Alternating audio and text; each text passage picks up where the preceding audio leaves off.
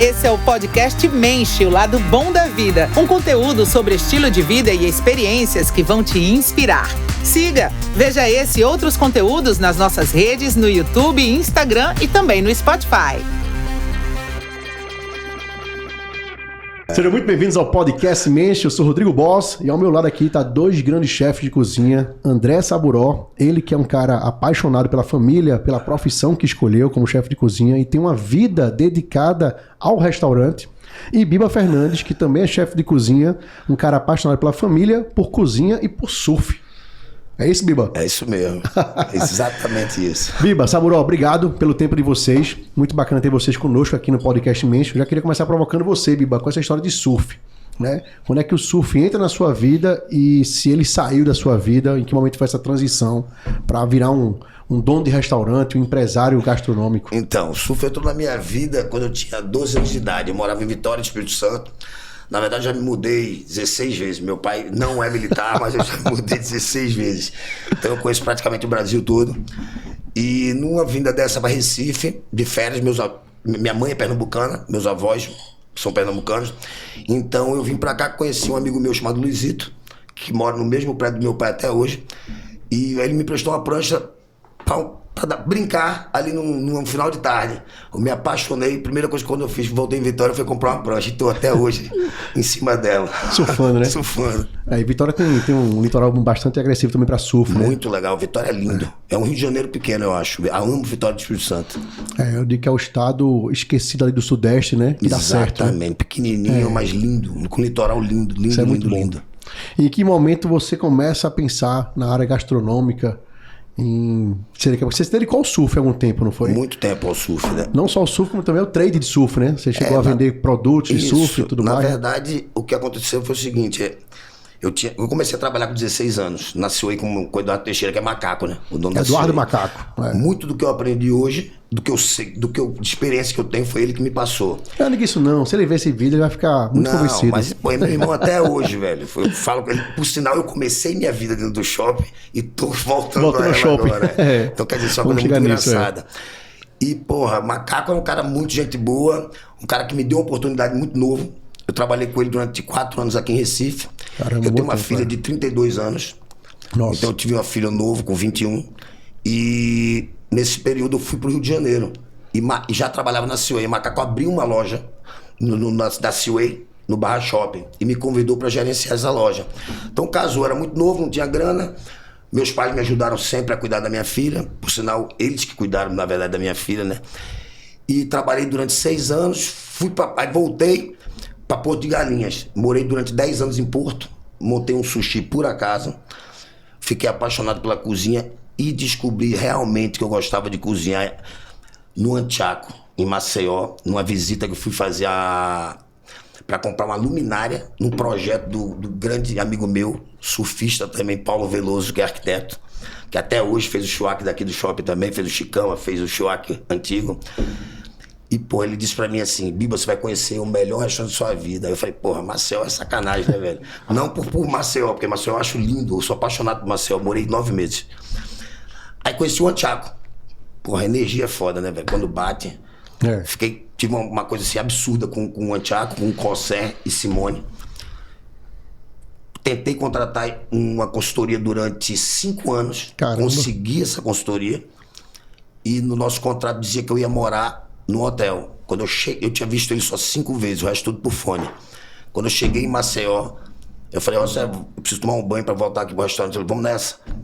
Porra, aí morei 9 meses na casa do cara. Ele me levou direto pra casa dele, eu morei 9 meses. Respirei a cozinha durante 9 meses, respirei Simone. Ele, e cuidava do filho dele, que tinha 14 anos de idade na época, Henrique. Então, quer dizer, tudo começou assim, do nada. Foi acontecendo, fui me apaixonando. E, logicamente, que devia ter alguma coisa dentro de mim, né? Claro. Com a gastronomia, que eu não encontrou, tinha descoberto, né? ainda. Isso aí, foi descoberto que encontrou. Porque na minha família, minha mãe sempre gostou de cozinhar. Né? Eu acho que é uma coisa nordestina já, aqueles banquetes, né? Aquela fartura de comida. Mesa farta, né? Entendeu? Então, pô, minha mãe fazia uma festa, era 10 bolos, 10, não sei o que, para 10 pessoas. Eu falei, pô, mãe. Então, eu acho que isso vem muito do passado também, né? Dessa memória de família. Aí foi assim que eu descobri a cozinha, velho. Que massa. Já no seu caso, Saburó, para falar aí de restaurante, você já nasceu dentro de um restaurante, né? Já, Né? praticamente sim. Assim, as minhas lembranças são sempre de estar no ambiente do restaurante, né? A família da gente começou com pastelaria primeiro, né? Eles fundaram a primeira pastelaria aqui em Pernambuco. Meu pai veio do Japão com a família toda. Primeiro parou no Porto de Santos, né? Ali os navios japoneses de imigração japonesa paravam lá. Eles desceram, depois eles foram trabalhar na colheita do café em Cambará, no Paraná. E lá viram que era muito duro essa vida de boia fria e tal. Souberam, meu pai e meu tio Masayoshi, né, que é aqui do Sushiyoshi, eles foram para São Paulo primeiro. Depois da colheita de café lá, eles saíram de Cambará e foram para São Paulo. Eles trabalharam muito tempo na CEAGESP de lá, né, a CEASA de São Paulo. Eles eram carregadores de sacos de batata. Olha só. Né? E quando o meu pai e meu tio começaram a trabalhar na CEAGESP, eles vendiam também banana. Era assim, meu pai e meu tio diziam que eles trabalhavam de madrugada carregando saco de batata, enchiam os caminhões de batata, né? E pegava o dinheiro, que era uma diária, e comprava banana numa ponta da CEAGESP e levava até a outra ponta da CEAGESP. Eu não tinha nada de banana lá, abria uma lona e vendia banana mais caro ali. E eles faziam isso todo dia. Aí meu pai conseguiu um emprego numa pastelaria muito famosa, que está aberta até hoje, né? Da família Yokoyama, em São Paulo. Tem mais de 77 anos de tradição. E tem uma loja também na Rua dos Estudantes, chamada Yoka, Pastelaria Yoka, que é da família Yokoyama. Então meu pai começou a trabalhar com o patriarca da família Yokoyama em São Paulo. Aprendeu a fazer pastel. Yokoyama-san, eu cheguei a conhecer ele. Ele era mestre em judô também. E ele cuidou muito do meu pai como se fosse parte da família, né? Os imigrantes se ajudavam muito, né? E aí papai aprendeu a fazer o pastel, né? Nessa história aí de papai estar aprendendo pastel, meu tio também estava lá. Meu avô veio para Recife trabalhar numa empresa que hoje é uma multinacional japonesa chamada Nichirei. A Nichirei tinha, na década de 60, um navio de pesca de atum aqui em Recife. Isso eu só fui descobrir depois nos arquivos da Universidade Rural de Pernambuco. Isso é interessante para o nosso futuro papo aí também, né? As coisas vão se encaixando, né? E aí, foi por isso que a nossa família foi bater em Recife. Meu avô foi da Marinha Japonesa na época da guerra, sabia trabalhar com barcos, né? E aí, meu avô veio para Recife com minha avó, por isso que nossa família veio bater aqui, né? Aí quando meu avô e minha avó estavam aqui em Recife, minha avó falou pro meu pai, disse, olha, esse pastel que você disse que aprendeu aí, que é um sucesso aí em São Paulo, aqui ninguém sabe o que é isso aqui. Né? Compra uma máquina, que é um cilindro, para fazer abrir a massa do pastel, traz para cá que a gente começa a fazer aqui em Recife. Aí meu pai, dito e feito, comprou uma máquina, um cilindro, que ele comprou trabalhando, a seu Yokoyama. Essa máquina tá lá na Tóquio. Se você entrar do lado direito, tem uma cúpula de vidro, a máquina está lá. Essa máquina, meu pai trouxe dentro de um caminhão de batata de São Paulo até Recife. Porque ele conhecia todos os caminhoneiros, né, que levava batata para o Brasil todo. E aí, quando o papai trouxe essa máquina, ele chegou aqui na CEASA de Pernambuco. E o batateiro da CEASA era um japonês também naquela época. Olha a coincidência. Seu Hamamoto. Que os filhos tocam o negócio até hoje dentro da CEASA, né? E Hamamoto-san, eles foram amigos até morrer, né? Todos os dois já são falecidos. E quando o papai desceu na CEASA daqui, um japonês que recepcionou ele, né? Perguntando, obviamente, em 1960, desce um japonês no caminhão, tá fazendo o que aqui, né? Na CEASA. Eu disse, não, eu tô com um papel aqui, meus pais moram aqui, em Brasília Teimosa, né? Ah, mora aqui, eu sei onde é, né? Eu tenho um caminhonete, vou levar essa máquina para você. E aí levou, eles foram amigos. Eles começaram a fazer pastel em Brasília Teimosa, lá dentro da casa. Nessa época eles dividiam a casa com outra família japonesa, era um casebrezinho. Né? E essa outra família é a família Shinozaki, que está aqui. Isso é na década de 60. Né? Só. Ali era só areal. Era um areal, na realidade. E aí Masayoshi, meu tio, que é o Sushiyoshi, Masayoshi saía com um tabuleiro de madeira e vendia na Praia de Boa Viagem, que eram as casas de veraneio. Exato. Veraneio, né? E meu pai botava na bicicleta e ia para o centro da cidade vender lá. Então todos os dias fritavam os pastéis em casa, botava no tabuleiro. E saía para vender. E saía para vender. Então, todo dia eles faziam isso.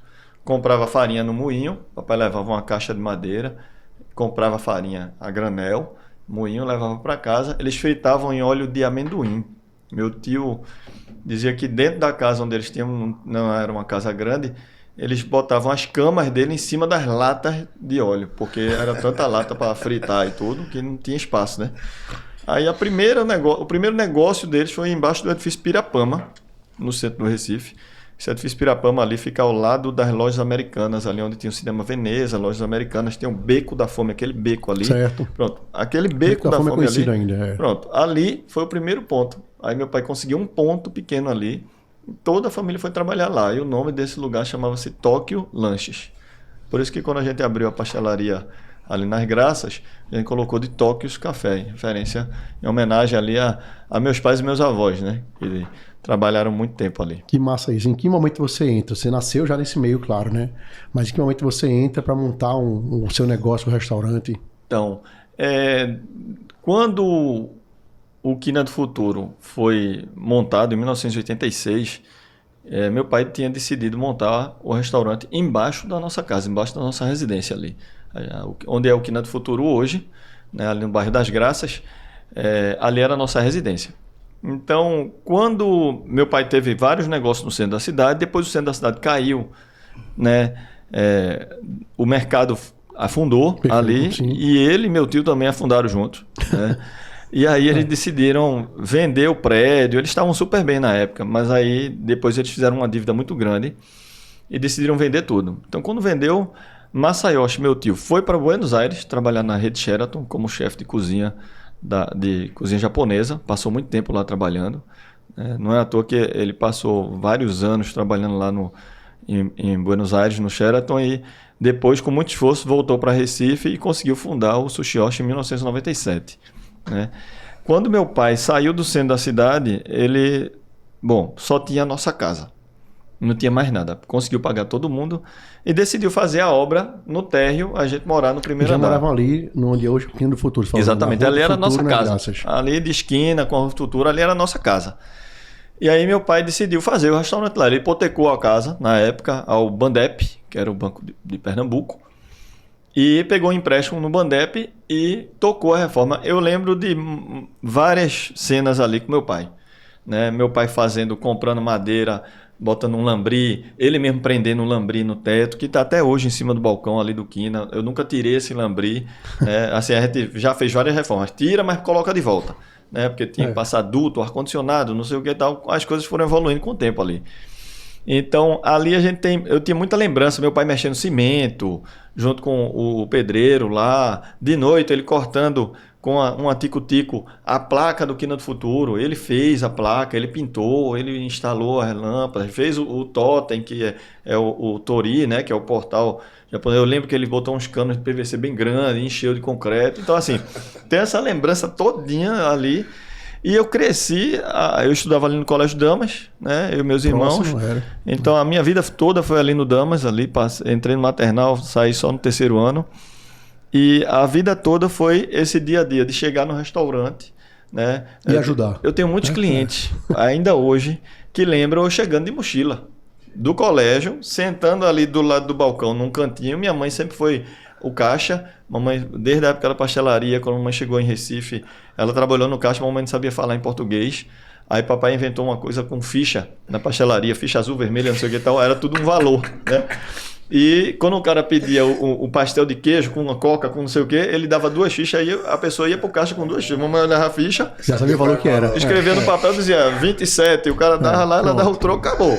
Legal isso. E aí, mamãe sempre foi, né, o financeiro, né, do negócio. Hoje em dia ainda minha mãe tem um escritório e minha esposa, né? Quando eu casei com Catarina, aí mamãe convidou Catarina. As mulheres sempre cuidam das finanças, né? Graças a Deus. É o que me dá um conforto muito grande isso daí, né? E elas se dão super bem, tanto é que trabalham uma diferente para a outra, né? Mamãe tem 83 anos, ainda vai todos os dias lá. Impressionante, né? Vem aqui. A vivacidade da mãe dele, impressionante, velho. Vem aqui no shopping, viaja, vai no shopping aqui, faz uma ikebana na frente da loja, Ela para não, a decoração, enfim, reclama, chega no restaurante, tem uma caixa num canto assim, ela chama o gerente e diz, aquela caixa ali tá feia, o cliente vai passar, vai ver aquela caixa ali, manda tirar aquela caixa dali. O detalhe ainda. Ela vai, é a vida de restaurante todo, né? Então, quando eu cresci fazendo o dia a dia do restaurante, querendo ajudar a família, eu lembro que quando o restaurante abriu, eu queria porque queria ajudar, de alguma forma. Eu tinha 9, 10 anos de idade. Aí minha mãe disse, não, você não pode ajudar, porque os clientes vão falar que a gente está usando uma criança aqui. Não, Samuel, não dá para você ajudar assim. Aí teve uma hora que ela disse assim, quer fazer o suco de laranja? Quando o cliente pedir um suco de laranja, você faz. Espremer a laranja. Eu lembro, era uma máquina da Arno, pequenininha assim, âmbar, bem caseira, redonda assim. E eu era louco para que entrasse o suco de laranja. Ficava ali só esperando. Alguém pedir suco de laranja, né? Aí quando chegava eu cortava a laranja, agora fazia só vou comer suco. Com suco de laranja agora. Boa. E era a minha grande diversão. Só isso é homenagem, Era uma grande diversão fazer aquilo dali, né? Pelo menos eu estava ajudando a família ali. Quando eu tinha... Aí quando eu fiz... É engraçado essa vontade, né? Já da criança querer ajudar, né? Vem dos pais, né? Talvez os irmãos também mais velhos já ajudando. Meu irmão mais velho, Taró, inaugurou o Quina do Futuro com o papai, entendeu? Ele estava ali com meu pai. Tem a loja Wasabi, né? Até hoje. A Wasabi, né? Que tem na Zona Norte aqui em Recife, que é uma mercearia oriental. Por sinal, maravilhoso, que você precisar de comida. Tudo tem lá, né? Tudo tá conversando nos bastidores aqui. Tudo impressionante, ali cara. Um mergulho na Ásia ali, né? Impressionante. Da loja da Wasabi. Que você tem 2 irmãos, são vocês 3, né? Somos. Eu sou o caçula, né? Giró, que é o meu irmão do meio, que mora no Japão, mas ele não trabalha na área, ele trabalha sempre gostou de tecnologia, né? Então trabalha numa empresa de microchips lá em Shimane. E Taró, que é meu irmão mais velho, né?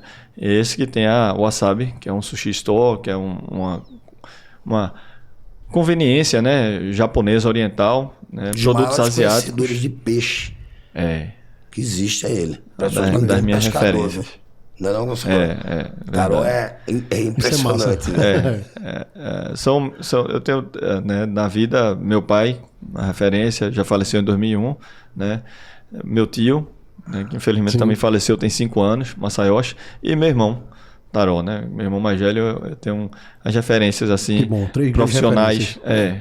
E me ensinam muito. Do Quina, o Quina foi 80 e quanto? O Quina foi inaugurado em 86. 86, né? eu era menino. E quando eu uma data em fiz 16 anos, meus pais resolveram que os filhos tinham que sair do Brasil. Porque 1992 para 93, se eu não me engano, aqui em Recife teve um grande problema com cólera. Certo. Eu lembro que o Joaquim Francisco mergulhou no mar para dizer que não tinha mais problemas. Naquela época, o Quina do Futuro tinha aproximadamente 6 a 7 anos de vida ali, né? E papai já tinha passado por vários problemas, né? De encerrar empresa, tudo. Então ele já estava bem calejado. Aí quando deu esse problema na cólera, ninguém queria comer peixe mais. Nem peixe, nem frutos do mar nenhum, nem cru, nem frito, de jeito nenhum. E aí o restaurante quase que fecha de novo, né? Nessa época eu lembro que ele fez um balcão como um self-service. Aí tinha frango frito, tinha não sei o que, tinha outras coisas para poder manter ali. Né? E às vezes, rapaz, eu lembro que assim, entrava um cliente, 2, o dia inteiro no restaurante. É muito engraçado esse negócio que ele tá falando da cólera, porque ele tava preocupado com o cliente e eu preocupado porque não podia surfar, velho. Porque não podia entrar dentro da água. Na mesma época. Cada um com seus problemas também, meu pai, não, você não vai surfar, não. Lógico que eu vou surfar. Aí surfar, pegar cólera, pô. Ia surfar, o problema que dizia que pelo mar, né? Não sei o quê. Era que era água, né? A gente fugia de casa, ia surfar, e ele voltava, você é doido. Aí nessa época, quando teve isso, aí meu pai decidiu... Vocês foram pro Japão? Ele chamou os 3 filhos e disse, olha, eu quero que no próximo ano os 3 estejam fora do país. Decidam para onde vocês querem ir. A gente paga a passagem de ida e dá $100 de mesada por mês para cada um.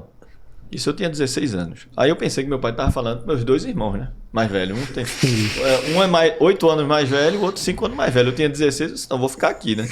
Aí vai para onde? Aí meu irmão disse, não, eu vou ver se eu vou para Espanha, não sei o que tal. Tem um amigo meu, tal. Ok.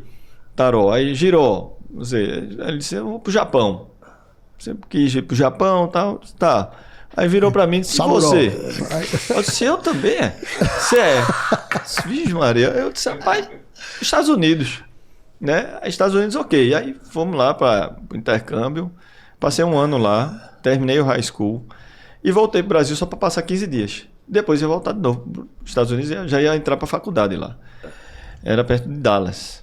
E nesses 15 dias que eu voltei para o Brasil, aí deu estalo. Eu vi o restaurante funcionando, eu gostava de cozinhar. Eu já cozinhava lá nos Estados Unidos, né? Fazia a própria comida e tal.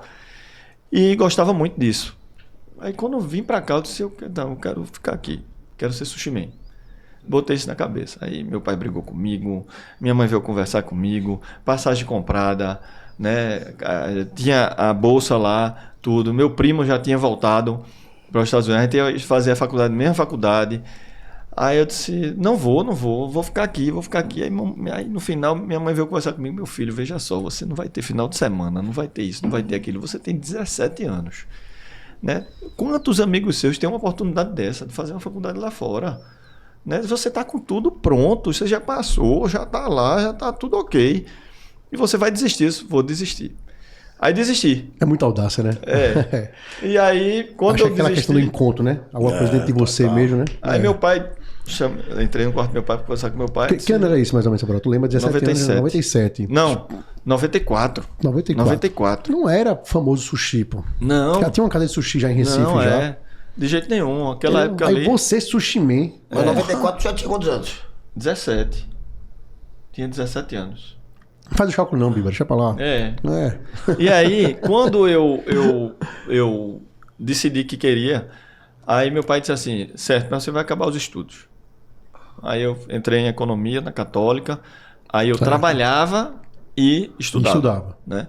Aí depois de 2 anos e meio na Católica, aí eu já estava trabalhando lá, meu pai disse, Saburó, a gente vai precisar pegar pesado aqui, porque a equipe diminuiu. Aí eu disse, não, agora eu fico almoço e jantar, direto. Eu tranco aqui a faculdade e fico almoço e jantar.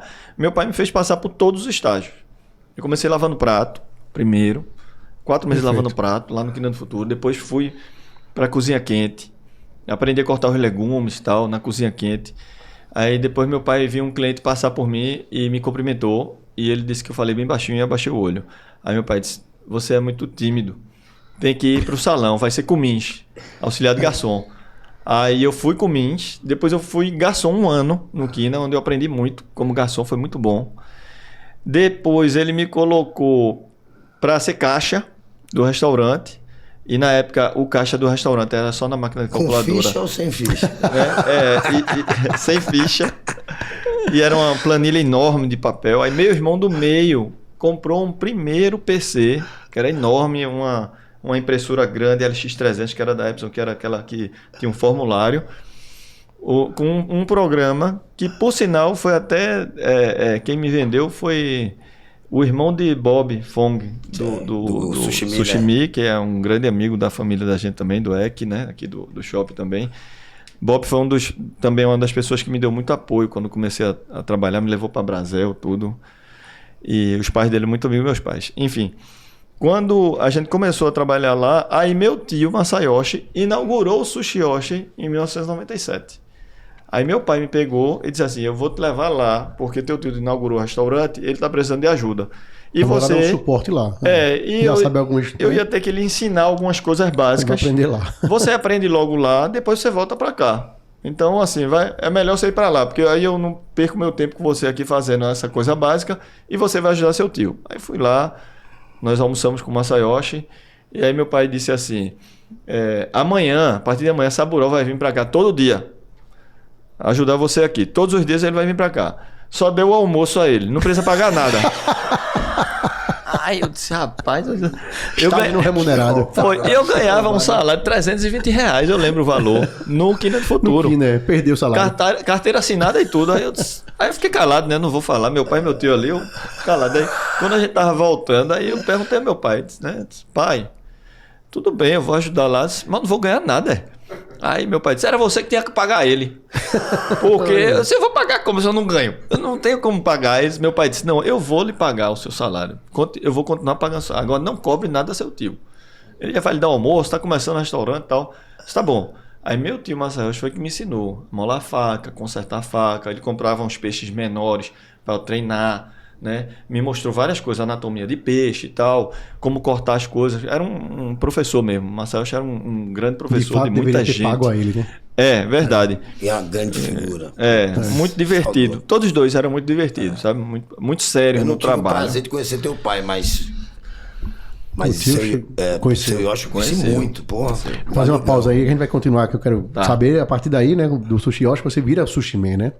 Mas voltando a você, Biba, quando foi a ideia aí de montar um restaurante e de pensar em culinária diferente, né? Feita a culinária peruana. Pô, é tão distante aqui da gente, nordestino, né? O próprio Peru já é distante pra gente, não é um país que a gente pensa, às vezes, nem em viajar. Pensar América do Sul, Argentina, né? Uruguai. Então é muita questão de carne, né? A gente tem muita questão disso assim. Como é que você pensa em trazer o Peru, na verdade, é muito desconhecido assim.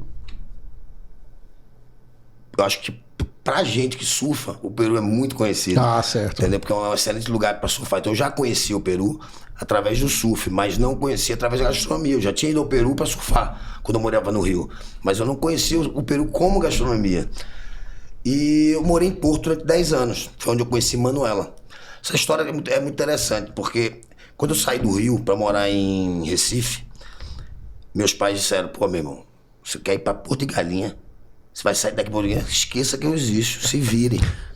Porra, quem acontece? Vai ficar pegando onde eu pagando pra você? Eu falei, né? Aí peguei a rescisão da Seaway, que eu tinha trabalhado durante vários anos, montei um bar. Esse bar não durou muito, né? Durou pouco. Porque você ficava mais tempo no mar, né? Não ficava no bar, ficava no mar. Porque o bar era durante a noite, né? Então, quer dizer, era uma vida noturna, que nunca fez parte da minha vida. E nesse meio tempo eu conheci Manuela. Certo. Manuela me conheceu, velho, dentro de um quarto, de uma lavanderia, onde ela chegava, passava a casa inteira, chegava no meu quartinho, lá tinha uma televisão 14 polegadas, um frigobar e um ventilador de teto. Isso durante 6 meses, ela ia toda sexta-feira e domingo. Aí ela virou pra mim, isso é um rato da porra, não é sem grana nenhuma, liso. E meu pai, eu fiquei sabendo depois que ele ficava dando umas bitucadas lá pra ver como é que eu tava, né? Pra deixar eu aprender mesmo. Aí eu conheci Manuela. Manuela durante esse período ficou lá e disse, porra, Biba, vamos se mudar daqui, vamos pra uma casa. Eu falei, porra, como é que eu vou me mudar daqui, meu? Eu ganho 150 conto, velho. Eu pago 150 reais nessa casa, eu não tenho dinheiro nem pra comer, como é que eu vou sair daqui? Né? Aí ela disse, eu pago outra metade. Aí eu falei, beleza, então tu vai procurar a casa, né? Aí ela procurou uma casa, a gente se mudou e aí a gente começou a morar nessa casa. Em Porto mesmo? Em Porto mesmo. Certo. Manuela trabalhava, era assessora de imprensa do governo. Durante 2 anos, ela começou a ir com mais frequência a Porto. E Manuela é uma pessoa muito séria e muito correta, sabe? Então ela não achava correto estar dentro do emprego, e recebendo do salário e tá morando em Porto comigo. Então ela pediu demissão. Então ela saiu do emprego e foi morar comigo em Porto, começou a trabalhar comigo dentro do bar ainda. Do bar. Aí a gente montou o sushi. Um sushi. Como saiu o sushi? O sushi saiu de um menino que trabalhava com um amigo meu que fechou. Ele queria consertar alguma coisa. Ele falou, porra, amigo, eu tô precisando consertar um negócio. Eu falei, meu irmão, eu tenho um bar aqui, tô quebrado, vamos botar um sushi, velho. Aí vamos, aí eu tinha um carro, um Uno, vendi um Uno. Você lembra que ano é isso? Isso foi 89. Não, 98, desculpa, 98. É quando eu saí do Rio, 98, exatamente. Conheci Manuela em 98, 99. Aí montamos o sushi, Expresso Sushi. Pronto. Que é onde eu tô calculando ali, mais ou menos, quando começa a surgir restaurante de sushi aqui na Redondeza. Isso, não, né? Pô, primeiro eu achei que o food sushi é a época do Futaba, Saborô. Eu conheci o Futaba e também tinha o da Encruzilhada ali, como é o nome? Tepan. Exatamente. E tinha na época da soparia, né? Grande soparia ali no Pina, né? Aí pronto, aí começou a conhecer Manuela, aí eu vendi meu carro, São Paulo, comprou um monte de coisa, blá, blá, blá, aquelas coisas de plástico, melanina. Aí montamos o sushi, a casa era reboco, rústica. Eu tive a oportunidade de aprender. Eu tive esse tempo, né? Em 98 a gastronomia não era isso, o que é hoje. Então eu tive essa oportunidade e, mano, ela sempre me ajudou muito, sabe? Eu acho que foi a pessoa que caiu na minha vida, assim, Deus botou assim, essa mulher vai deixar você no caminho certo. E colocou. E graças a Deus colocou, né? Mas também colocou ela no certo também. Vamos dar só. Mas ela é fora de série. E ela é o financeiro hoje, aí pronto. Aí montamos o sushi, durou durante 10 anos. Numa dessas reformas, como eu falei, fui pra Maceió, conheci o restaurante Antiaco. Fiquei apaixonado, rolou aquela história que eu já contei antes. Isso. Montamos o Chihuahua em 2007. Eu passei 9 meses com o José e Simone morando na casa dele. Eu chegava de 8 da manhã e trabalhava até 1 da manhã. Eu tive o mesmo processo que o Saboró, só que com a chefe Simone Berti. Porque quando ela decidiu que ia fazer essa consultoria, ela disse: eu só faço se você for o chefe. Porque você vai saber o que você está fazendo e você vai poder mandar. A gente só manda e só tem domínio da coisa se você sabe fazer as coisas. Conhecimento, Conhecimento. Para delegar tem que conhecer, né? Então eu lembro de várias cenas, ela virando para mim, dizendo: Você virou chefe na prática mesmo. Na prática.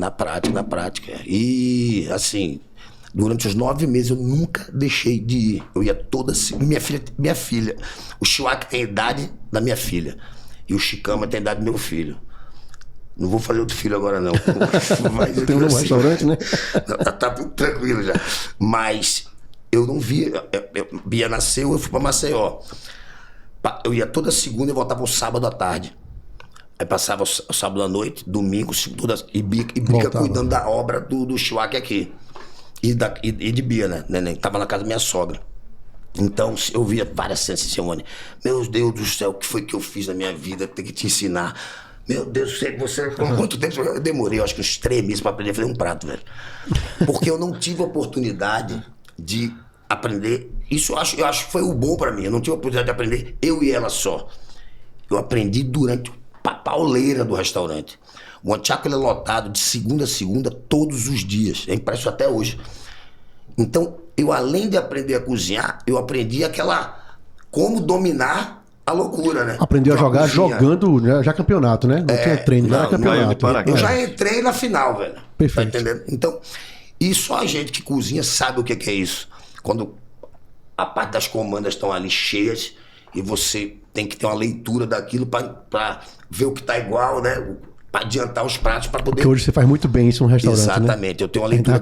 Não lembro naquele dia no almoço. Isso devido a esse processo que eu tive, sabe? Então eu acho que por isso que eu demorei mais a aprender. Porque eu não tinha um foco somente numa única coisa. Eu tinha um foco geral, entendeu? De tudo que estava acontecendo dentro de uma cozinha. Então eu acho que isso foi um grande... Pra quem ensina, eu acho... Por um entendedor pode achar que isso é ruim, mas pra mim foi excelente. Eu tive uma visão geral... Demorou mais tempo, mas eu acho que foi um sucesso do que é hoje. E aí você inaugurou o Chihuahua. O Chihuahua em 2007. Tem 18 anos.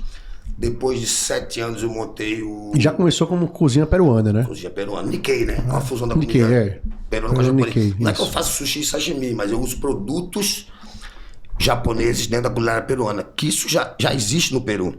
Perfeito. Teve uma migração muito grande asiática no Peru. Então você tem a cozinha Tifa, você tem a cozinha Nikkei, você tem a cozinha crioula, por parte dos negros, tem a cozinha marineira, que é... Então, tem uma influência muito grande do Japão lá dentro do Peru.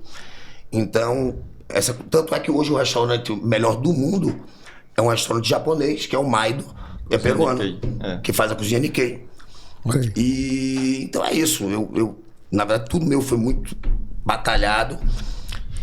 E pra você ver como são as coisas, né? É uma coisa que eu digo sempre: o ensinamento que meu pai me deu. O restaurante, o Chihuahua, foi ele que me deu. Depois de muito tempo que ele viu que eu tava assim, pô, eu liguei pra ele e falei: pô, pai, eu tô gostando aqui da cozinha. Ele vendo que eu tava com Manuela, né? Manuela, pô, direita, né? Botando ele no eixo. Eu surfava 7 horas por dia, surfava 5. Trabalhava 2.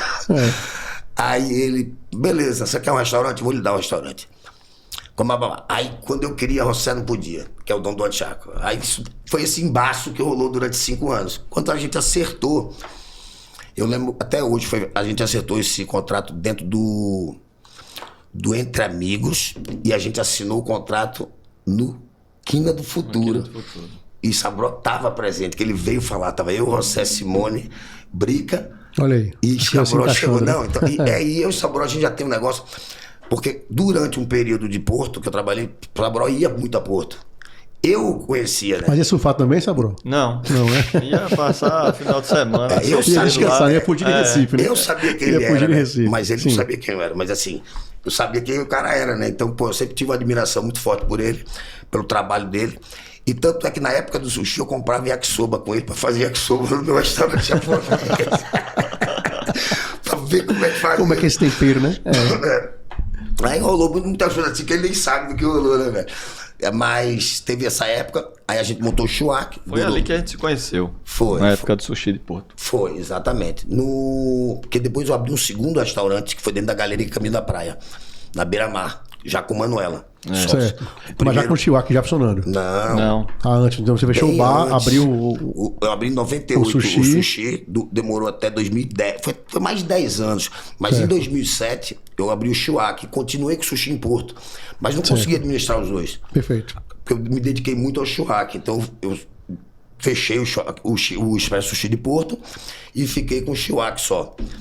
Aí o Shuak foi um sucesso no início, aí tem aqueles negócios de os altos e baixos no início, né? Aí depois a modinha que passa. Uma cozinha muito nova na época, peruana, eu confundia com a mexicana. Então eu tive uma queda absurda, porra, mas sempre persisti, nunca mudei um prato, nunca mudei nada do que eu aprendi. E, porra, e hoje tá aí, velho. Aí montei o Chicão. Isso, aí como é que... Por que montar outro restaurante, né? Então, na verdade, o outro restaurante surgiu pelos clientes falando de Boa Viagem. Porque tem que montar em Boa Viagem, tem que montar, porque tinha muita gente de Boa Viagem que ia pra lá. E tem uma coisa interessante que eu vou te contar, que o porquê também eu quis abrir um restaurante peruano. Quando eu conheci o restaurante do Anchaco, com o Paulo Veloso, e depois eu conheci o Anchaco numa ida num jogo do Brasil que teve lá, a gente foi jantar lá, e eu fiquei na varanda, tem uma áreazinha externa ali, e eu comecei a olhar as placas dos carros. Meu irmão, era só Recife. Eu falei, porra, velho, isso vai bombar em Recife, né? O cara sai de Recife pra Maceió, vê a placa, porra, eu lendo aí, falei, vou montar. Aí foi da onde a gente começou a conversar. Durou esse tempo, 5 anos, aí a gente montou. Aí depois veio o Chicama, por causa as pessoas pedindo pra abrir. Aí eu abri o Chicama. O Chicama foi aberto na Conselho Guiar, junto com o Pisco. A ideia da gente era que eu tivesse o meu restaurante. Isso foi um convite de Vitinho Cavaleiro, que fazia parte da sociedade no início. Certo. Então ele nem fez parte, no meio ele saiu fora. Eu falei, porra, Vitinho, só entrei por causa de tu, brother. Aí, não, Vitinho é um brother meu até hoje. Total. Eu faço o Réveillon Amoré, sou eu que faço dele, do Cavaleiro. Adoro o pai dele, seu Eduardo. Pessoa maravilhosa, família maravilhosa. E aí, pô, me deixou com os meninos lá, que eu conheci lá, pô, gente boa também, enfim. Todos, aí até os 2 restaurantes, Chicama e o Pisco. E o Pisco era um lounge, né? Essa era a ideia. Aí eu viajei pra Indonésia, fui passar na verdade 20 dias, passei 31, né? Na Indonésia fui pra Sumatra, pra Sufá. E quando eu voltei, os meninos estavam começando a fazer os pratos do restaurante. O combinado não era esse. O combinado era que eu fizesse um restaurante e eles um lounge. E eu acho que isso confundiu também muito a cabeça do meu cliente, porque era muito menino bebendo, fumando lá embaixo, e meu cliente, que era um público mais velho, né? Isso. Não digo mais velho, mas digo mais assim, como eu poderia dizer? Mais tradicional. Mais tradicional. Então isso tinha um combatezinho, né? Tinha um embatezinho um do outro. Então eu acabei recebendo um convite do Cabangue Yacht Club. Na época o Comodoro era Jaime Monteiro. Ele falou, Bibo, a gente tá transformando o clube num clube mais prime e eu queria o Chicama aqui dentro. Porra, então foi a hora que eu decidi tirar o Chicama. Pronto. De Boa Viagem levou pro Cabana. Exatamente. Que ainda ficava ali na Zona Sul ainda, né? Exatamente. Ficava. Era atendia, né? Que foi uma troca maravilhosa, um clube maravilhoso. Eu tô hoje há 14 anos dentro do Cabana. Eu comecei com o Azul, que meu parceiro e sócio era Garré. Sim. Eu trabalhei com ele durante o depois eu comprei a parte de Garré. Aí depois eu chamei Jeff, porque eu não consegui, quando eu abri o Chicama, eu não conseguia dar conta do esteio. Eu chamei Jeff, falei, Jeff, meu, assume comigo aqui. Aí depois o Jeff saiu e eu fiquei sozinho no Chicama. Aí tô lá no Chicama, lá 11 anos com o Chicama no... Hoje tem o Chicama no Cabanga Tem o Chicame no Carneiros. Capanga, tem o Carneiros, acabou de abrir em Noronha. E Noronha. Em Noronha. A Noronha é na pousada Filó. Perfeito. Que é de André, Claudinho e Paula, que é a filha de Dona Filó. Eles botaram abaixo a pousada, construíram uma pousada do charme linda, e o Chicame fica lá dentro. A vista é linda. E o Chihuax saiu da Zona Norte e agora tá dentro do Shopping Dentro do Recife. Shopping Recife. Na nova etapa agora, que é o Parque Gourmet, né? Isso. E como é que foi essa experiência de voltar de novo pra shopping, né? Trabalhar em shopping, o ritmo é outro. Eu na verdade, tive uma experiência muito boa em shopping e tenho uma lembrança muito boa daquela idade, né? Novinho, 16, 17, 18 anos. Quando tinha mais energia, né? Pra tudo, né? Pra tudo. Aí, mas, pô, o que é interessante é que essa mudança, eu precisava dessa mudança, na verdade. As pessoas, de vez em quando, perguntam assim, porra, Biba, pô, fechar uma show de 18 anos. Eu senti muito sair da Rua da Hora. Manuela, então, mais ainda. Mas eu precisava, eu vivo de desafio, sabe?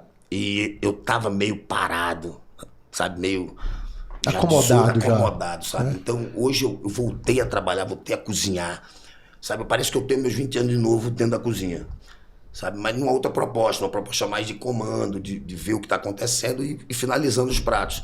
E ensinando melhor a minha equipe, né? Então, eu estou numa outra posição, uma posição, para mim, bem melhor, não tão cansativa, mas ao mesmo tempo cansativo, porque, pô, eu tô lá o dia inteiro, mas muito mais de comando, de maestria do negócio, sabe? Isso para mim foi a melhor coisa que existiu na minha vida. Me trouxe de volta ativa. Ativa, né? exatamente. E a gente percebe isso, né? Isso é muito bacana.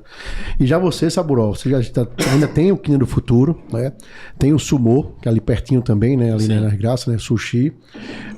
Tem o Tocos Café, né? Isso. Que tem os pastéis, né, tradicionais e ainda um grande parte também de cafés e lanches. E o Sushi Yoshi, que você também abriu também agora no Parque Gourmet do Shopping Recife, né? E aí como é que foi esse desafio de ir para um shopping? Já que todos esses restaurantes seus são de ruas, né? Fazendo seu horário. Pra gente é uma novidade, né? Você aprender a trabalhar com a dinâmica do shopping. 1 ano e meio atrás, mais ou menos, quando a gente teve a primeira reunião, né, aqui no Shopping Recife, eu já fui com o não pronto.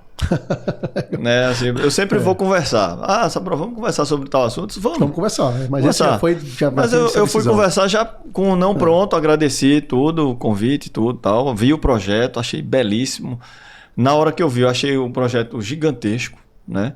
Rapaz, esse projeto aí gigante, vai sair mesmo do papel, né? Mas já fui com o não pronto, né? Aí nós tivemos a primeira reunião. Inclusive, nessa primeira reunião, eu até coloquei uma questão também. Eu disse, olha, e tem outro ponto também. Se eu fosse entrar no Shopping Recife, eu precisaria de uma aprovação de Bob Fong. Mas por que vocês são parentes? Alguma coisa? Eu disse, não, é porque os pais de Bob eram muito amigos dos meus pais. Bob está no shopping há muitos anos, né? E eu tenho uma consideração com ele muito grande. Ele me levou para Brasel, me ensinou muita coisa. Perfeito, isso. A primeira vez que eu vi que poderia implantar um ISO dentro de uma cozinha foi Bob que me mostrou. Então, muita referência, né, com ele, muito respeito. E eu disse, eu não daria um passo também. Eu já não vou, mas eu não daria um passo se ele não aprovasse a entrada aqui. Enfim, a gente fez isso e depois tivemos umas 6 reuniões depois. Uns 5 não e depois veio um sim, né? Nesse período, eu tentei entender como funcionava a dinâmica do shopping para restaurante japonês. Então, fui para o Rio, fui para São Paulo, fui visitar os principais restaurantes japoneses. Pude visitar em São Paulo o Makoto, né, através de Cássio Hara, que é o chefe executivo do grupo, para entender um pouco a produção. A gente é um amigo de longa data, né? Desde a época que o Cássio era do Mi no Copacabana Palace. Então, ele conseguiu me passar muitas instruções com relação à dinâmica de shopping. A gente conseguiu se organizar e se preparar para isso. E aí, a gente veio aqui para o Parque Gourmet. Eu acho que o parque está sendo um sucesso na cidade. Foi muito acertada o projeto todo.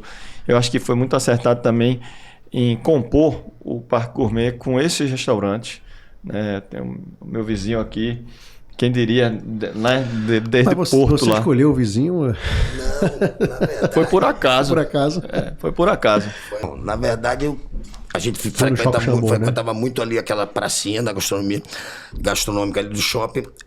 O pessoal da diretoria que a gente já conhecia me chamou para abrir para conhecer o projeto.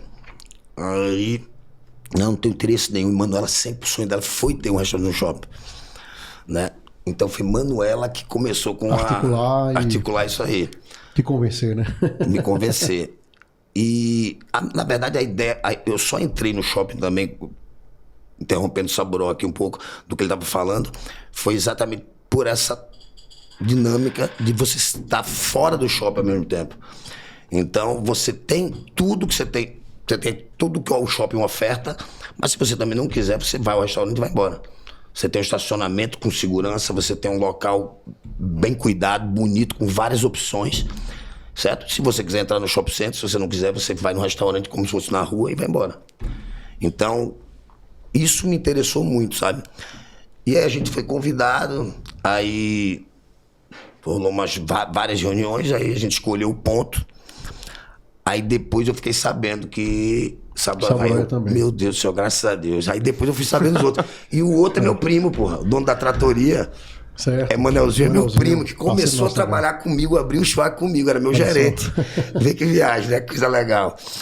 E depois a gente soube de Pedrinho, né? Que é do lado, que abriu terra. Mas é isso, pô. Então, pô, tô super feliz com a galera toda ali, todo mundo amigo do outro. E aí, em que momento muda essa decisão? Que eram 5 sims para o sexto ser não, né? Quando a gente analisou bem, né, a ida para o shopping, eu achei que deveria ir, sabe? Achei que a gente poderia tentar ir ao shopping e tentar aprender um pouco mais a dinâmica, né? Eu tinha essa vontade também, sabe? Meu pai sempre dizia para não ir, né? Fuja do shopping. Meu pai faleceu em 2001. Tanto é que no dia que eu fui assinar o contrato, eu fui lá no cemitério. Tá meu pai e meu tio na mesmo jazigo. No dia que eu fui assinar, eu fui lá. Desculpa, pai. Eu vou assinar esse contrato.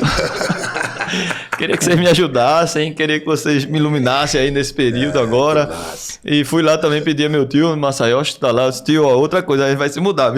Vou pro outro lá, queria que você me autorizasse também a mudar. Eu fui lá de verdade, pedir a bênção lá, disse, vou tomar essa decisão, mas eu acho que eu estudei bem, eu vi todo o processo, né? Eu acho que vai dar certo.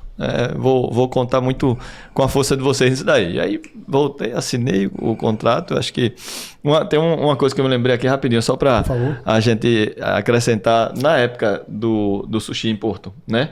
Em 1998, 99, foi uma época em que o sushi estava explodindo no mundo todo, né? Eu lembro que no Brasil os produtos light diet estavam começando a comida mais benéfica para a saúde, menos caloria, não sei o que e tal. E a cozinha japonesa entrou como uma luva nesse cenário todo. E eu lembro assim que explodiu no mercado a quantidade de gente querendo comer comida japonesa. Eu lembro que tinha cliente que pedia sushi só de canicama, porque não queria comer nada cru. Perguntava, o que não tinha cru era canicama, era camarão que era cozido e tal.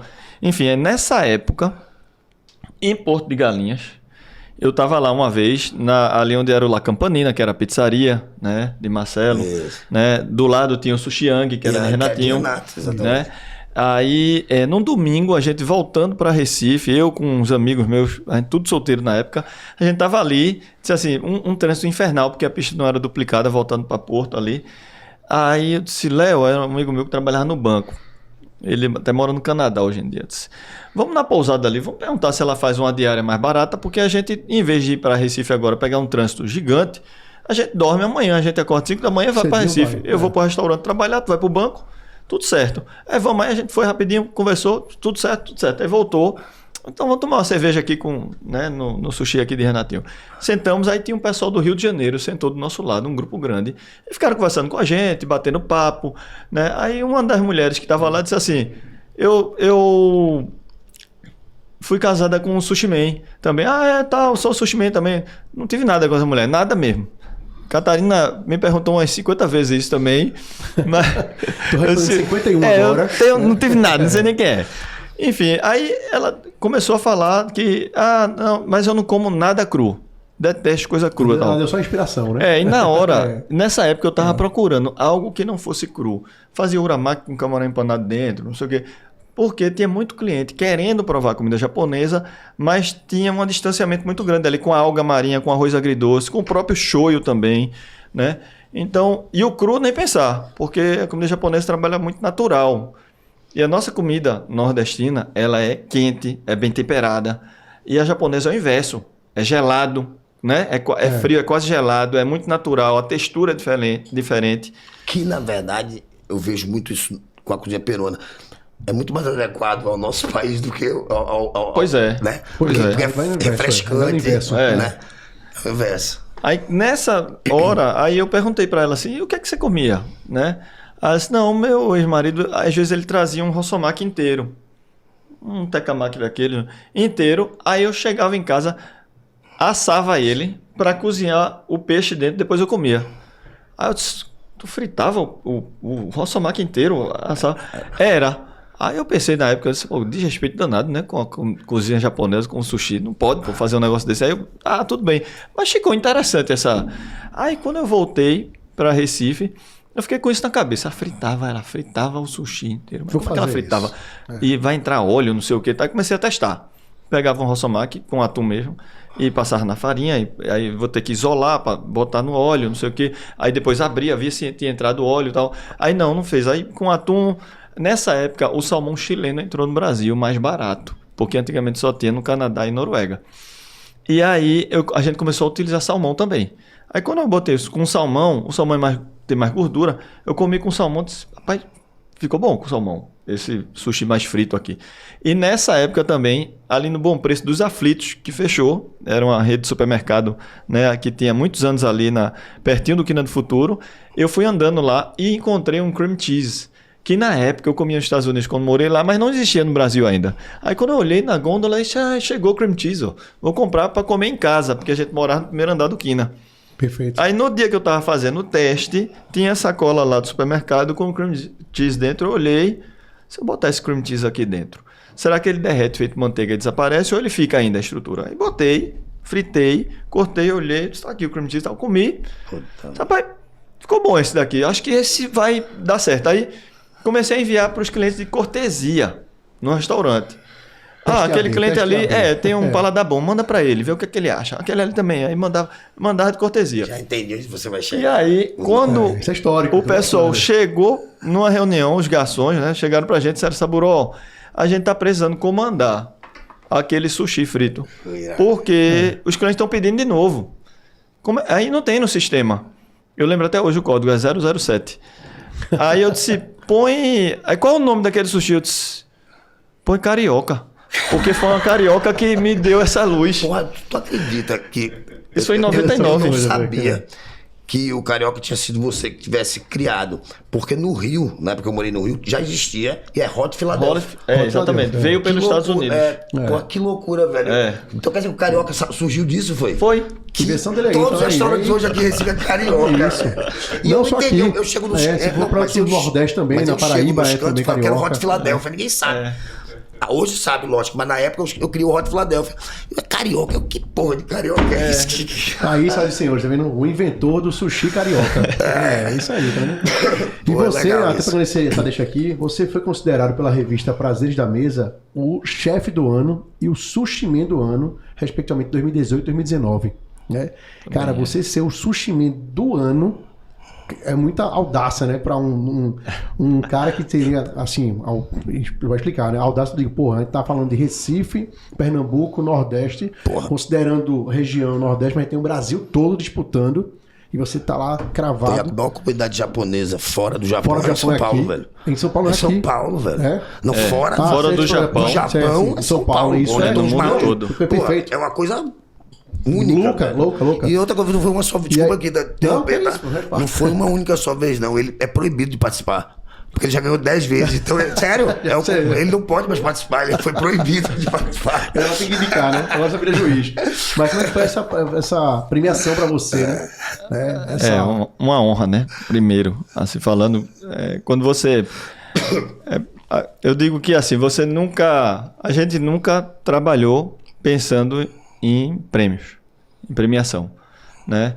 A gente nunca trabalhou com esse foco, sempre trabalhou com o que a gente gosta. Eu acho que quando você trabalha com o que gosta, você não cansa. Você tem uma cadência de aprendizado, uma sede de aprendizado direto, né? E quando veio esses prêmios, a primeira vez veio um prêmio em 2013, o último foi em 2023. 10 anos aí parou, né? Não, foi proibido mesmo. Ao vivo. Você não participa mais lá, a gente estava presente. A partir de hoje, o Saburó não pode mais participar porque é o concumba. Blá, blá, blá, blá. E é uma grande honra, porque eu admiro muitos chefes de cozinha japoneses no Brasil, principalmente em São Paulo, né? São grandes referências, né? E ter esse reconhecimento, para mim, foi uma coisa impressionante. Assim, eu nunca esperava, de jeito nenhum, ter um reconhecimento tão grande, né? E tenho muito respeito assim, de ter disputado, né, esses prêmios com as pessoas que eu realmente admiro, respeito, né? E tenho como referência profissional na minha vida. Trazer isso para Recife eu achei extraordinário, né? Porque a gente coloca Recife como terceiro polo gastronômico do país, e é o terceiro polo gastronômico do país através da Abrazel, são dados oficiais, né? Mas Recife tem uma coisa diferente. Aqui existe uma amizade entre os chefes de cozinha que a gente não vê em nenhum lugar do Brasil. Verdade. A gente consegue ter uma conversa muito aberta e as pessoas se ajudam, né? Isso daí eu acho que é um dos pontos principais, né, de a gente ter conseguido colocar Recife no terceiro polo gastronômico e ser reconhecido como um polo de bons restaurantes, né, que se tem, porque eu acredito que as pessoas se ajudando, né, você consegue realmente... Durante muitos anos a gente foi para Prazeres da Mesa, os festivais, os congressos e tudo. E, por exemplo, quando o Joca Pontes, que é um chefe daqui de Recife, Joca foi eleito chefe do ano aqui também em Recife vários anos, tem muita premiação. Joca foi um dos pioneiros assim, de começar a ganhar premiações. Joca, Duca Lapenda, César Santos, né? Essa turma, a gente foi guiado por essa turma, né? Quando César, que é o embaixador da cozinha pernambucana, né? Isso existe na época da Veja ainda, né? Também. Isso é da época da Veja, época da Gula, né? Da Gula, exatamente. E todos se ajudavam. Então, quando começou a ter congresso em São Paulo, o congresso mais importante da América Latina, que era o Mesa Tendências na época tal, quando um daquele Pernambuco ia, todos iam. E todos ajudavam. Não era só prestigiar, a gente ajudava. Se era Claudemir Barros que estava ali em cima se apresentando, o backstage de Claudemir era a gente. Se era Joca Pontes que estava ali se apresentando, uma vez eu lembro até hoje, Joca estava lá se apresentando, a gente estava tudo no backstage com ele. Aí teve uma hora que ele se enrolou para ligar Joca é muito tímido, velho. Joca é mais tímido de todos, né? Aí Joca se enrolou para ligar alguma máquina, alguma coisa, ele parou no meio da apresentação dele, um palco, uns 600 pessoas na frente dele, ele olhou para trás e assim... Saburó, me ajuda aqui pra eu ligar esse negócio. Aí eu entrei no palco, todo mundo ficou assim, até o diretor da Prazer, não. E depois ele perguntou assim, que danado é esse que vocês fazem? Todos os chefes ficam ali atrás, você fica ajudando, faz o pré-preparo. Não acreditam nisso. Saburó, tá aí? As pessoas não acreditam nisso. Eu tenho até uma situação aqui que eu vou contar agora, que é recente assim, na pandemia. Essa foi foda. Pandemia... Eu tenho o Chiwak, uma cozinha especializada, né?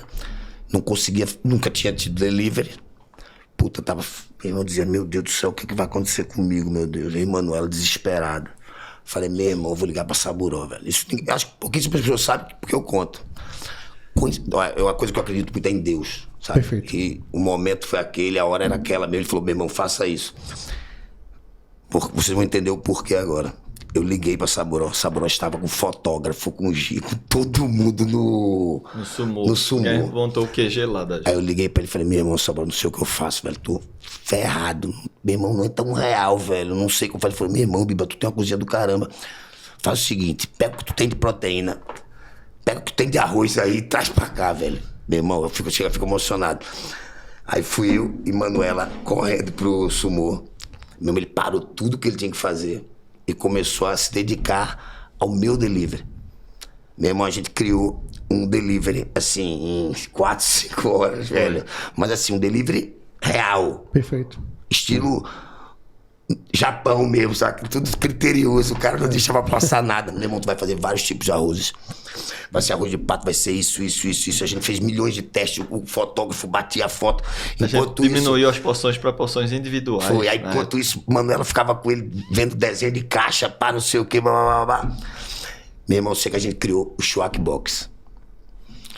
Eu quebrado, não vendia nada, meu irmão. Esse cara me ligava todo dia aí. Vendeu quantos pratos? Aí eu, 20.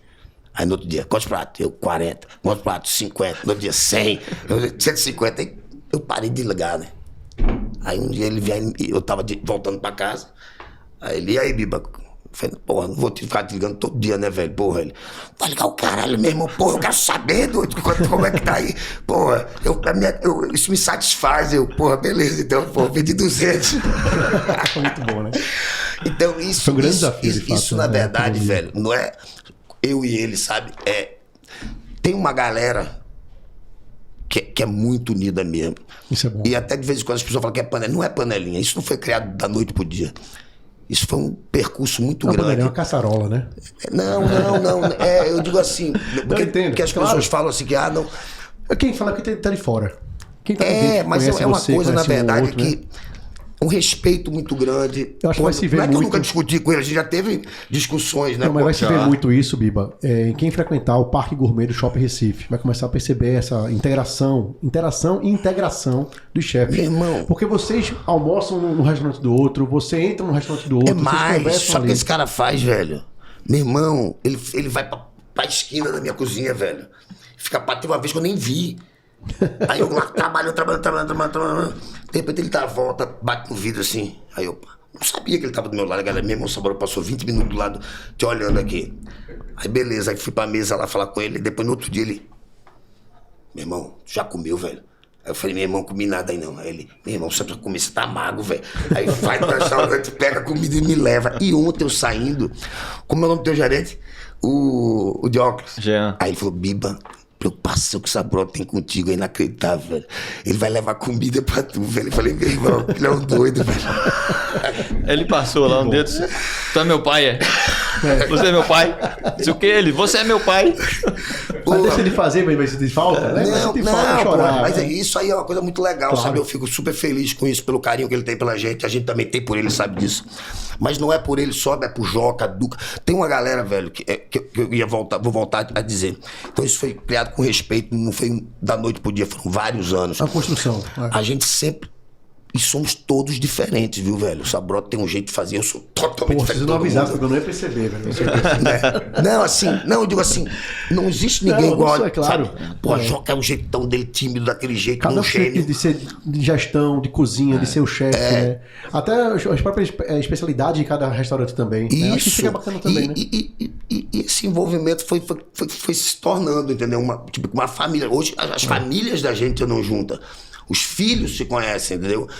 Então, a gente é old school, né, velho? Tá, a galera novinha, a gente é das antigas, né? Aprender na prática, e eu né? aprendi muito com ele, sabe? Porque eu cheguei em Recife, vindo de Porto. Porra, o cara tem de Porto. Já existia Joca, já existia Saboró, já existia César Santos, já existia uma galera. Então, pra mim foi difícil também me incluir nisso, né? Eu tive que me fazer por onde chegar ali. Então, acho que, porra, como eu tinha referências absurdas, eu sou um cara que vivo de desafio, velho. Parece que eu me alimento do não, sabe? O cara diz não, eu vou e cresço com não. Então, quanto mais a negatividade vem das pessoas, eu cresço mais, sabe? Isso me faz ficar forte, sabe? Então, porra, eu só tenho a agradecer a galera, porra. Que bom, graças a Deus. Senhores, o papo tá excelente, mas já deu fome, inclusive, né? Verdade. Acho que na hora aí de escolher entre sushi, yoshi, né, e shiwaki. Mas queria fazer um convite a vocês que estão nos assistindo e nos ouvindo também, para ir no Parque Gourmet do Shopping Recife, aqui na Zona Sul de Recife, para tanto conhecer o shiwaki como também o sushi yoshi, além dos outros restaurantes que está compondo ali o Parque Gourmet do novo espaço, né, do shopping, né? Era a 6ª etapa, que era aqui fora, né? O Entrapulso, né? Agora virou a 6ª etapa lá e a Entrapulso virou a 7ª etapa. Mas vale muito a pena e certamente você vai encontrar com os dois lá, que estão sempre na ativa. Né? E eu queria que você deixasse uma mensagem final, cada um de vocês, e também os arrobas, né, dos restaurantes ou de vocês também, para quem quiser conhecer um pouco mais dos restaurantes de vocês, seguir vocês. Fiquem à vontade. Bom, para acompanhar o Sushi Oshi, a gente tem um Instagram, o Sushi Oshi, é o Sushi Oshi Recife, @SushiOshi-Recife. O meu Instagram pessoal, @Saburó77. E assim, é um prazer, vai ser um prazer poder receber todos vocês lá no Sushi Oshi, aqui no Parque Gourmet. O projeto está fantástico. Tem vários chefes conhecidos no mercado. O Claudemir também está lá, Claudemir Barros no Brulé. Ali, né? Pedro Godoy, que faz parte da nova geração, junto também com Giovanna Nakarato, Diego Cisneiros, né? A gente tem recebido muitos chefes da nova geração também no Parque Gourmet, né? Tanto o Tiago das Chagas, como também Rafa Vasconcelos. Então, assim, está sendo muito bacana poder receber os amigos também, os chefes de cozinha, nesse novo projeto do shopping. Acredito que vai render muitos frutos ainda. Ainda tem muita coisa para acontecer nesse Parque Gourmet. Total, tá só iniciando, né? Então, para quem quiser seguir a gente, é Biba Fernandes, @Biba Fernandes. Tem o Chihuac Recife, @Chihuac Recife. Tem o @Chicama Recife. Tem o @Chicama Carneiro e o @Chicama Noronha. E é isso, a mensagem que eu tenho a dar é: nunca desista, velho, sabe? Nunca desiste, sempre acredite em você, porque se você tiver fé e força, né? Porque Deus vai fazer tudo por você, né, velho? Você tem que ajudar um pouquinho também, mas com muito trabalho, com muito esforço, com muita dedicação e família. Eu acho é a base, sabe? Eu acho que a família é a base de tudo, é isso que me dá força. Sabe, eu tenho uma família maravilhosa, eu tenho uma esposa que, meu irmão, sabe, é um anjo, Deus me deu assim pra me proteger mesmo, sabe? Meus filhos são maravilhosos. Minha filha que mora nos Estados Unidos, a minha primeira que tem 32 anos. Então é isso que me dá garra, me dá força. Os amigos, sabe? Que me fazem cada dia mais. Cara, porque eu acho que o grande lance da vida é a amizade, velho. Sabe? Você não ter amigo é uma coisa muito, sabe? Uma coisa muito triste, né? Muito triste, né? Então eu preservo muito isso, dou muito valor a isso. E é isso, velho. E eu sou assim mesmo e vamos nessa. Maravilha. Então, Saburó, mais uma vez, obrigado pelo seu tempo de bate-papo, contando um pouco da sua história. Biba também. Porra, muito obrigado. Eu que agradeço, velho. É sempre muito bacana. E a todos vocês que nos assistiram aí, acompanhem a gente também no Instagram, @HeavyMensch, Heavy de Revista. Mais uma vez, o convite para conhecer os restaurantes aqui dos grandes chefes de cozinha, né, que aprenderam na prática a fazer tão bem o que fazem. E boa gastronomia para todo mundo. Fiquem com Deus e até o próximo episódio. Valeu! Você ouviu mais um podcast Menche. Siga-nos nas redes sociais, compartilhe esse conteúdo e fique ligado no próximo.